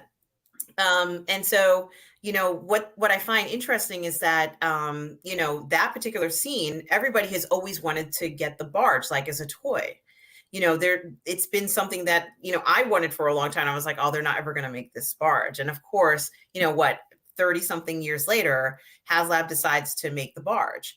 And it was a big hit, it's like, and it was an expensive toy, but when you really I think saw one of my about it, friends had it, and he was doing an unboxing on a video, and I was on the video, and I'm watching it take off. I'm like, oh my god, I'm like, where are you gonna put that thing? He's like, well, I can't really take it out of the box completely or set it up yet because he didn't have a like a proper display case for it yet. But yeah. those are a little bit out of my price range, but And it's an investment, and like there is a limited number, and I totally get that. Like I understand, that would be something that a lot of people will be priced out of, but it was a toy that previously had been made in a smaller scale, but it didn't do it justice. Like, you needed to have, even with like the classic size figures that we all grew up with, those would fit in perfectly and you get all the figures. But what is my point of all this? My point is this: when a particular ship makes an impression on us, at least Star Wars fans, I think that it's a lasting impression. And if you want it and you love it and they make it, it's like you're lucky to get something like this. And so like the barge itself was obviously destroyed in the film. Like we knew that because at the end of the thing, but it didn't matter. We still wanted the barge. Like I still want to play on that barge. If they had made a barge and put it in Disneyland or Disney World, I would want to go on that barge. You know what I mean? Like I still want that feeling back. And so I think it's very interesting that it's lasted this long. Now, I don't know what's going to happen with the Razor Crest. Like, I don't know in longevity wise, what's going to happen from this point forward. Obviously it's gone, but for me, it's still a very important ship because it was the home for Grogu and right. And since we don't really know the origins of the ship, it could have been kind of like Slave One was one of multiple fire spray ships, so he could always potentially find another one. Yeah, and this is something else to think about, that we might see Razor Crest 2, version 2, so to speak. But, I that scene really was just like, of course I was like, oh shit, that was definitely what I said when I saw that. I was like, oh shit, oh my God, it had the effect that it was supposed to have on the viewer. Like I still am like very flustered from it, but but kudos to them for doing something so daring. And it was a blow, definitely a blow to Din Djarin. Everything, his whole life was in there, and for the two things to survive would be the shifter knob and the Beskar spear is a bit ironic. But we also see in this particular episode, before the ship is blown up, we also see as the troopers are sort of like, coming down on the planet and Grogu's up, communicating with the Force, we see that Boba Fett finally does get his armor. Yeah, because I remember now they actually blew up the Razor Crest at the end of the fight. So they, Boba Fett gets the armor back. He puts it on, and everybody jokes that it's like the dad bod thing. And he puts on the armor, and it has like a different type of sheen to it, all the scratch marks, and he just goes at it like with the gaffy sticks, and you see how it just smashes the stormtroopers' helmets in, and that, like, man, this guy's brutal, you know. And it just feels a lot more brutal than just, you know, getting shot with a little blaster bolt. So you're like finally paying off in 2020 what you introduced in 1980. It's like 40 years and 7 months later, you finally have Boba Fett like live up to his level of badass in this episode. Best Mandalorian fighting scene I've ever seen, and it was him against like 100 troopers. Like, this is what it felt like, and he was just like boom, boom, boom, boom, boom. The knee, the thruster in the hand. Like, I was like, what is that? I didn't even know he had that. I didn't know he had rocket launcher from his knee. Like, there were so many. And then the like the flamethrower like his dad had. He does the little twirly thing with a gun like his dad did. And so he's got like, it's like, okay, we're bringing all the toys to the table. It was amazing. And I was like, after a while, the stormtroopers were like, F this, I'm out of here. Like, they were advancing, they're like, screw this, let's get back on the transport and get the hell out of there. And even when they got on the goddamn transport, you know, they pull this viewfinder thing down, shoots the thing, it hits one of the transports, the transport hits the other one. And of course, we get this snarky remark. And this is right before where they destroy the Razor Crest. He says, great shot. And then, of course, in Boba Fett action, he says, I was aiming for the other one. Just a classic. Just like, I was like, oh my God. Oh my God. It was just great. And at one point during the battle, Din Djarin looks back up the mountain. You could see a Jedi standing there talking to Grogu. Or somebody talking to Grogu. You could barely see just somebody with the effect like up there talking to Grogu. And that's when he wanted to go up there. And Fennec Shan's like, yeah, don't worry, we got this. So he'd raced back up the mountain. And by then Grogu was still in the zone, and he still couldn't get to him. He's like, oh, fine. And that's around the time when things really got serious with the Razor Crest getting blown away. But I remember when he went back to, and then they went back down there to investigate the crash site. And like you said, there's the Beskar spear has survived intact. For some reason, the little ball joint survived intact. And you know, Boba Fett is, of course, very understanding about this because he knows what it's like to lose ships and the like. And it's like, oh, don't worry, we could take mine. And then they hear this noise. I'm like, well, what's that? And they turn around, and you see the Dark Troopers just flying down out of the sky. And it's like, oh, this can't. You didn't think the episode can get any better, and it does, because it's like you've been wanting to see the Dark Troopers forever from the old Legends continuity as well. And they fly down right as Grogu happens to be finished talking with whomever he was communing with. And this is great editing too, where you see like the three of them are like racing up the mountain, and it cuts the Dark Troopers coming in back and forth, and it's like you're at the edge of your seat, and of course you know that they're going to get the kid. Then again, some people will say that the tragedy was the destruction of the Razor Crest. But they get Grogu, they take off, and they can't get it. So Boba Fett's like, don't worry, I got this. So he gets into Slave One and starts following, and Din's like, well, don't kill him. He's like, okay. So he tracks them and finds Gideon's Star Destroyer just above the clouds. And realizing that that's even out of his league, he, backs off. And then Gideon just also takes off almost immediately because he could easily probably send the Dark Troopers back down there to finish off the three of them, but he doesn't have a need to. So he's like, whatever. So he just leaves them there. And so that's like what an ending. Yeah, I mean, talking about having your heart ripped out and then like your heart ripped out again, and then maybe your heart ripped out a third time, because it's actually very satisfying what we saw enemy wise. But then you're like, damn it, they took Grogu, damn you, and it's like you see Grogu kind of like reaching out, like it was just me. Yeah. I mean, it was very satisfying, even despite the blows and the incredible manpower from Boba Fett, to see him pull up his chain code in the armor, which I didn't know was in there, Catherine. Yeah, I guess that must be a thing from the Imperial era, because that's one of the first things the Empire did, was require everybody to have chain codes and IDs and all that, because they want everybody registered. And so he kept his there. But what's unique about his is that it doesn't just feature information about him, but it also talks about Django and the information confirming he's like, no, I'm a Mandalorian and I can prove it type of thing. Because, Din was very suspicious. Like, how do I know you didn't steal this type of thing or steal this armor from, some other actual Mandalorian? And so the information based on what he shows him, Mando's like, okay. And he figures he can definitely trust him because they did fight together and all of that. And so they're like, okay, we're got a partnership. And because it seems that despite that Boba Fett has always seemed like, I mean, he's not evil. He's just a work for hire. It's like, hey, if Han, I imagine if Boba Fett walked into a bar and saw Han Solo sitting at the bar, I don't think he would care to sit down and drink. And if Han would probably pick a fight with him, but Boba's like, dude, it's not my problem. There was a bounty out and I did it. Just like Mando did with the Mithril. He just took the bounty, and and Mithril was, of course, afraid to see him again. He's like, dude, I got paid for you already. I don't care. And so for when Boba Fett tells him that, I have a man of honor, and we fought together, and this obviously is very important to you, and because of this, we're now in your debt, and blah blah blah, and I'm going to help you find this. I'm going to stick with you until we recover the child, and Din was kind of really taken by that. And I like that Fennec Shand doesn't dispute this either. She's on board.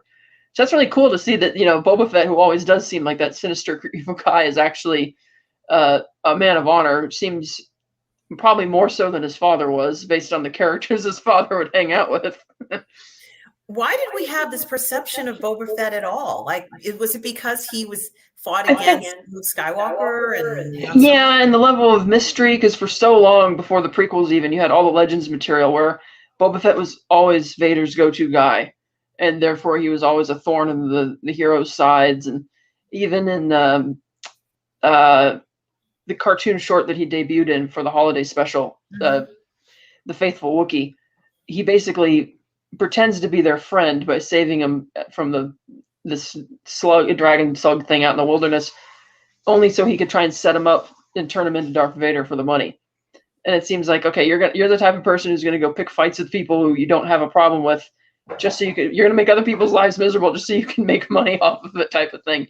And just because he is quite vicious also as a bounty hunter, so people just kind of naturally had that perception. And because he's the guy who was the catalyst for everything going wrong in Cloud City, which ended up being a benefit to the galaxy as a whole, as it turns out, from the way those events played out. So I guess people just kind of had that perception, because he's even, the reason he waits at Jabba's palace in Return of the Jedi and is still there is because he knows that Luke is going to come back. And he knows that Vader still wants Luke. So he was like waiting for him to show up, and probably waiting to make his move at some point on the sail barge.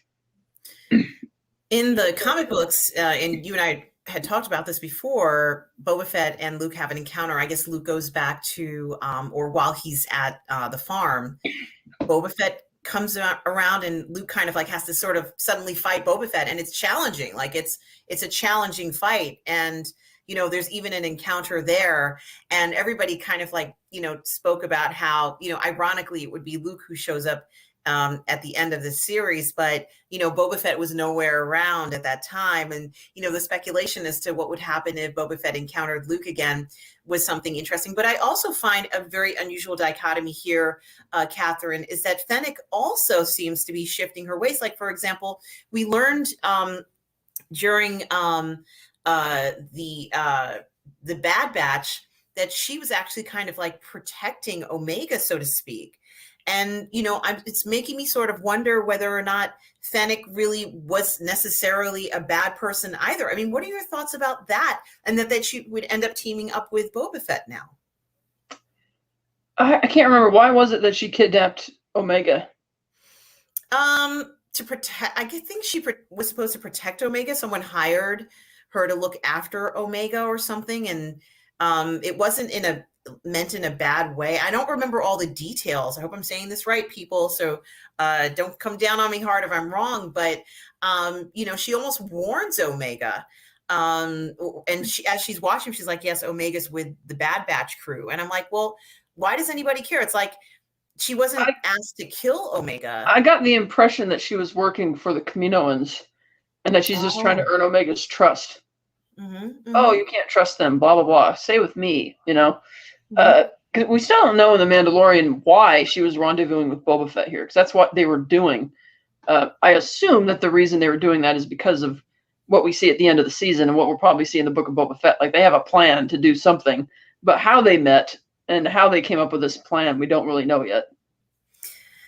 Yeah, and it's fascinating that the two of them, obviously this is the precursor, and you and I have spoken about this before, to the Book of Boba Fett, because it starts with chapter 17. But there is a little bit more to their story, and I have actually changed my perception a little bit about both Boba Fett and Shand, and it's kind of like nice to finally getting to know them in these situations, because they're fascinating characters, other than, let's say, outside of the comic books, which has an extensive history, and from the Clone Wars, especially for Boba when he was young.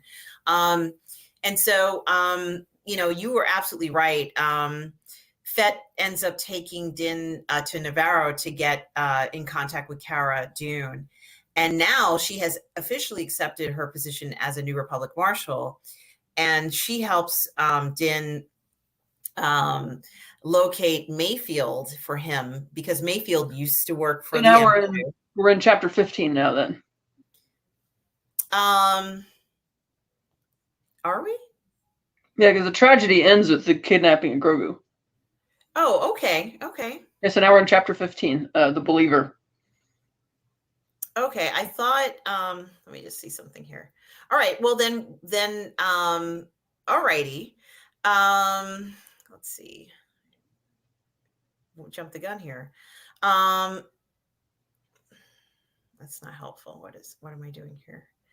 All right. Well, what I was going to say is, let's see. This particular episode, let me see. Why did I get confused with that? Isn't that where it ends? I can't remember. It's been a while. I tried to watch it last night and I was having internet problems. Yeah, probably. Yeah, that is where it is in the episode, just at the very end. It says the Mandalorian seeks now New Republic Marshal Cara Dune's help in breaking out Mayfield to track Gideon and rescue Grogu. And then at the very end is when Grogu's like, he's using his force powers, poor little thing, to like knock around the stormtroopers, and Gideon's kind of just looking on, like, no, let him do it. Let's see how far he goes in. And then of course Grogu passes out, and Gideon, they stun Grogu. I still can't believe they did this to him. They stunned him, and they put those little baby shackles on him. Like, that was the worst thing ever. Baby shackles. Well, isn't that what they are? Like, yeah, I know, but it's really funny. I remember the image. It just looked really weird. It's like, really? It did. And the shackles had like a special thing on them for Force users, so you can't use the Force or something. Somebody told me, oh, did you know?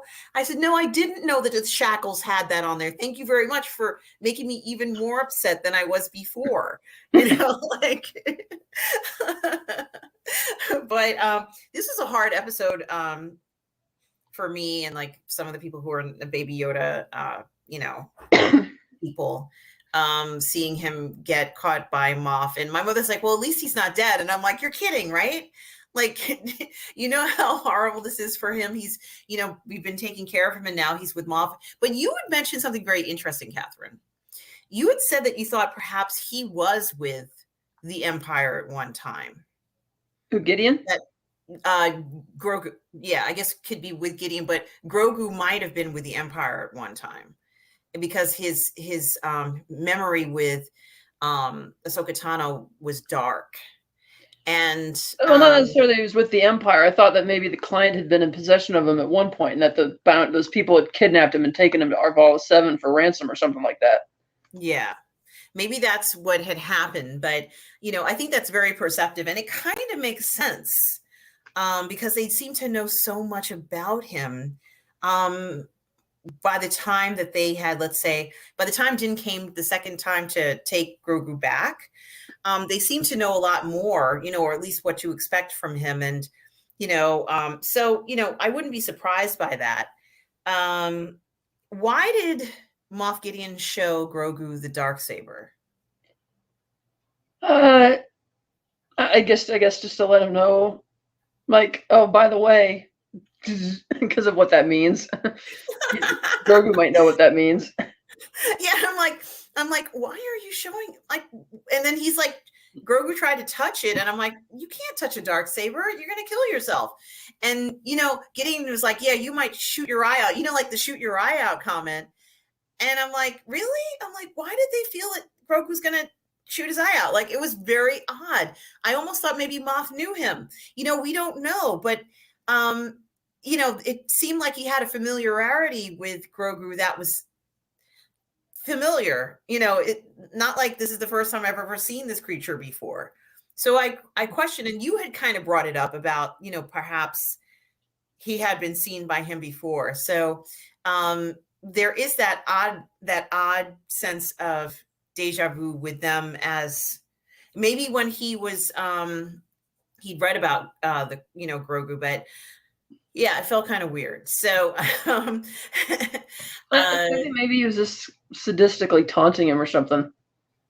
Like, yeah. oh, you're tied up now. Look what I have, type of thing. Well, he certainly didn't he? But yeah, it was sadistic, and I really enjoyed these episodes. That last episode was be very hard to top, with Boba Fett kind of breaking out, and getting his armor back and showing his chain code, and Din kind of like, oh yeah, okay, this is your armor, no problem. The first Mandalorian interaction that he's had, where Din isn't like, you're not a true Mandalorian. You know what I mean? Like I think he's let that go now, which was refreshing, because I didn't want to see a situation where it's like, oh, you're not a true Mandalorian, you're not wearing your helmet. I'm like, well, you have his helmet, Din, so he can't wear Kind it. of like when he first met the Marshal, and he found out the Marshal clearly wasn't a Mandalorian, at least at the time when the Marshal took his helmet off and everything. He's like, oh, that's not yours, you're not a Mandalorian, which granted was true, but it really had no relevance to the scenario at hand. Whereas with Boba Fett, it's like he was able to kind of, it started out as sort of a partnership, a reluctant partnership from Din's perspective, because all the stormtroopers and everybody showed up. But once he saw that this guy, oh, okay, he's legit, and he showed him his chain code, it's like, okay. I also like that Din mentioned something about Django being a foundling. And yeah, because that kind of harkens back to his original backstory from Legends. yeah, it really does. And I really loved seeing that. It really kind of, brought a lot of things full circle for me. So what I was going to say is we're going to have one more video for the final episode.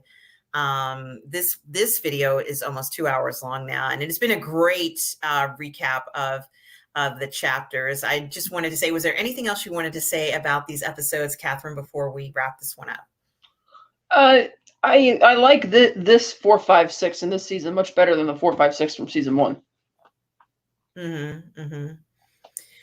Yeah, this is definitely an upgrade in the writing and in the events, and it's definitely more exciting. We're seeing a lot of very important people who were introduced or to us, or reintroduced in some cases, that we haven't seen for so long. And clearly we can see that Din has some allies in helping him get the child back. I think that if you have Boba Fett by your side and Fennec Shand, you can do anything. So I have a lot more confidence in what he might, is trying to achieve with the child. And I also have confidence that whatever Grogu might have heard on that stone is going to be a benefit to him. As you said, you saw him speaking to a Jedi while he was on the stone, and that is very exciting. And we know that someone will or may be coming for him. So there's a lot of things to look forward to in the next few episodes, and and I loved it a lot. Where can people find you, Catherine? Find me Wednesday nights on the Phantasmagorium channel, hosting Martinis, Gadgets, and Guns. You can find me on the Virtual Cantina Network, hosting every second and fourth Sunday of the month, The Unifying Force, which is a Star Wars talk show. Excellent. And for you viewers out there, you can always find me here on Positive Fandom. covering things like this Star Wars that we love, as well as other IPs. You can also find me on the Burn Network on Midnight Metal on Fridays. Our next episode is going to be in January because we're on hiatus right now, usually at 3 a.m. Eastern Standard Time, 12 p.m. Pacific. You can also find me on Toxic Femininity on Monday night, streaming with Lorraine Creole and the other ladies at 8 p.m., which will also resume in the new year. And on Friday afternoons, you can often find me on Midnight's Edge in the afternoon at 12 p.m. Eastern. So thank you so much for watching this episode. Please join us for the next episodes of the reviews of season 2 in The Mandalorian, as we are gearing up just a few days for the Book of Boba Fett coming up. Thank you so much for watching, everybody. Stay safe, and remember, be kind.